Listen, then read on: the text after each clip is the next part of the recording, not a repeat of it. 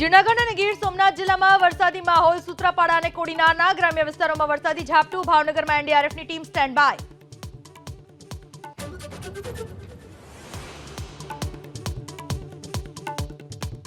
વલસાડના Vapi railway station નજીક train ઉથલાવવાનો પ્રયાસ નિષ્ફળ. અસામાજિક તત્વોએ રેલવે ટ્રેક પર મૂક્યા પથ્થરોના પિલ્લર.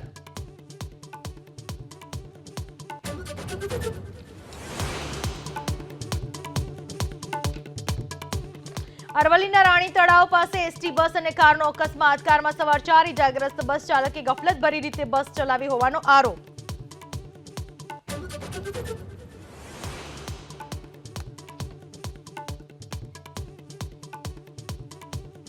મંજૂરી વિના એલોપેથી દવા બનાવતી ફેક્ટરીનો પર્દાફાશ. ગાંધીનગરમાં 43 લાખથી વધુની કિંમતનો બનાવટી દવાનો મુદ્દામાલ જપ્ત. શંકાસ્પદ એપીઆઈના 5 નમૂના મોકલાયા લેબમાં.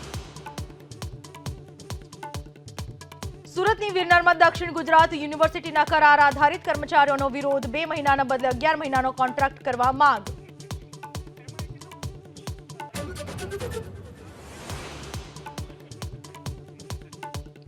જમ્મુ કાશ્મીરના ડોડામાં આતંકીઓ અને સુરક્ષા દળો વચ્ચે અથડામણ. 1 આતંકી ઠાર. હજુ 2 થી 3 આતંકીઓ છુપાયા હોવાની આશંકા.